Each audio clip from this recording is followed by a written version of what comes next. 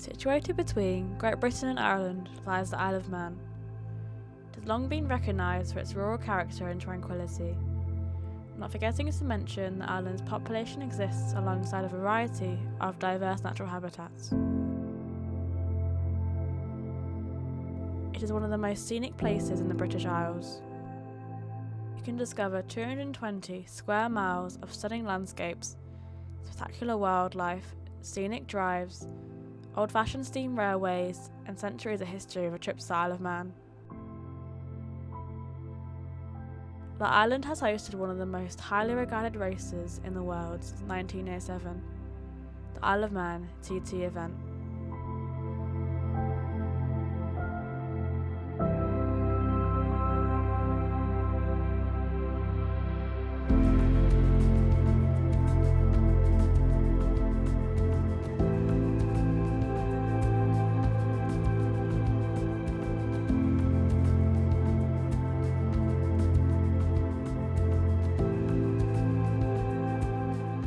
Something you may not know is that the Isle of Man is home to a large, non-native species, the red-necked wallaby, another incentive to explore the Manx countryside. Their previous home was a wildlife park in the Bala Curragh, internationally recognised Ramsar site and a place of exceptional significance.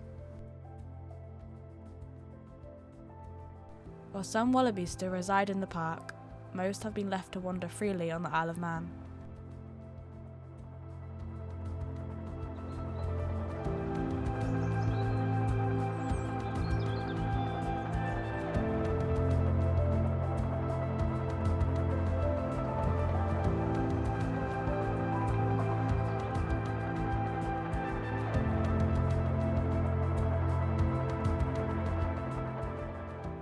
The wildlife park opened in 1965 and there is a newspaper report of a wallaby escape about a year after the park opened.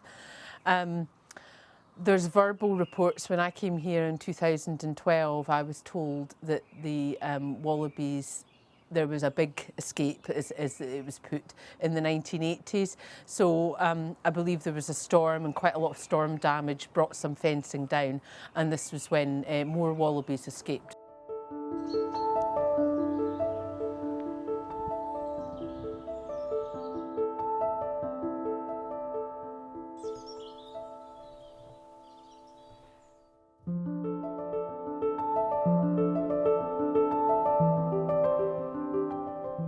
I think one of the things that you quickly discover about this place, especially if you're interested in wildlife, is that there is this feral population of red-necked wallabies, home to Australia, but actually doing quite well in the wild in the Isle of Man.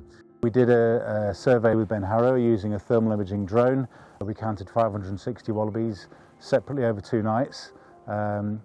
Just in this area of Curragh, and that was enough to hopefully make government feel like it was worth getting Ben back to do a census across the whole of the island, which hopefully he's going to do later this year. So he's going to be back again with a thermal imaging drone to count not only the non-native wallabies but also the non-native feral goats that we have here as well. A lot of the work the Manx Wildlife Trust is doing to understand better the numbers of wallabies here and the impact they're having is so that we can drive a debate, and it's definitely not a black and white issue. There's clearly negatives, the potential disturbance to roosting birds like hen harriers and curlew. There's damage to trees, the eating of wildflowers. I've got footage myself of wallabies on our nature reserves eating the wildflowers. Wallabies are quite an elusive species and they're quite good at avoiding people, but they'll mostly move around at night. There is a kind of crossing point on the road out here where some of them will track from this lower Curragh area up to the hills behind where the forested areas are.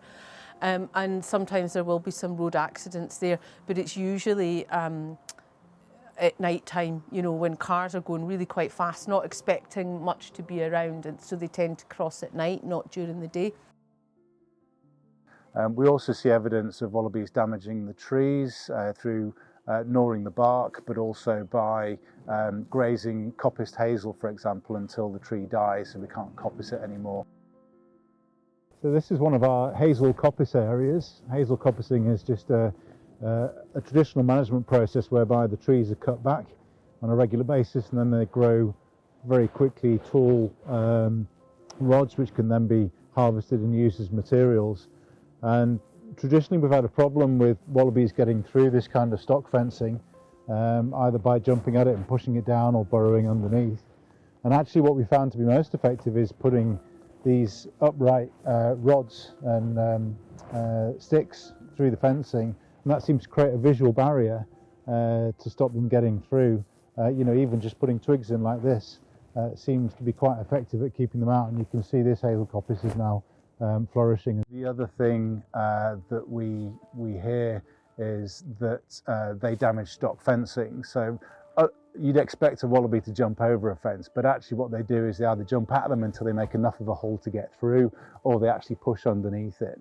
And that in itself isn't too much of an issue, but if it breaks the fencing to a point where livestock can get out, that's a problem obviously for the farmer, but also for the nature reserve as well.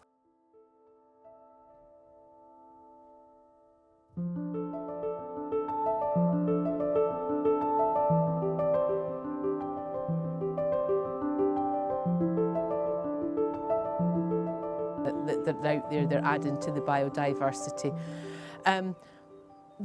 My opinion really is that you cannot make a fully formed opinion unless you know all the facts, and we don't know all the facts.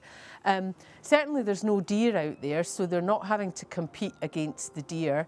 There's no foxes or badgers, they haven't got any predators. And it's whether they're having a positive impact. They could be helping spread seed and spread flowers, or they may be trampling on them. We know from other places around the world, other examples, that when you have a grazing herd animal like a wallaby that isn't moved around on a regular basis by a predator, that they tend to overgraze that area and ultimately damage it.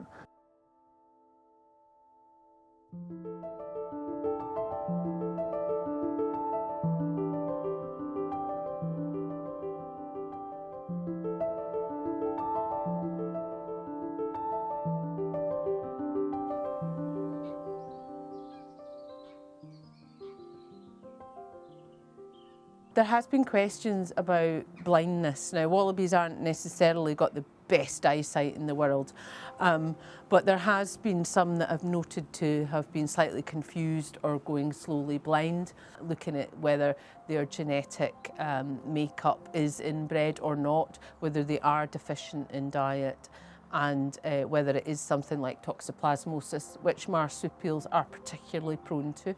And we know that we've had 1 or 2 issues here in the park. People's views towards wallabies are really, quite extreme. They're charismatic megafauna, cute fluffy animals that they want to come and see. Other people can see that they're not native animals, and they think they see the damage that they're doing to native populations, and they strongly believe that they should be culled or managed. And I think people's views really changed. When we did our survey last year and we discovered that there was actually 560 of them just in this small area, the people that previously said, oh, they're not doing any harm, leave them alone, changed their tune really and started saying, well, maybe that is too many, maybe that does need managing. Managing doesn't always mean culling, and in fact there is some argument that there is a welfare issue. Methods might include capture, neutering and release, or fencing off areas, rounding them up and putting them in fenced areas so that their movement is restricted. Wallabies have always been sort of connected with the wildlife park, and it's now connected with the wider Isle of Man. We're an island surrounded by the sea in the heart of the British Isles. It doesn't get that cold in the winter compared to UK landmass there. So it is a nice temperate climate for them. I think there's quite a high population density around the Curraghs, which is interesting. I don't know if you would get that same density in Australia, and that's possibly because they're not having to compete for resources.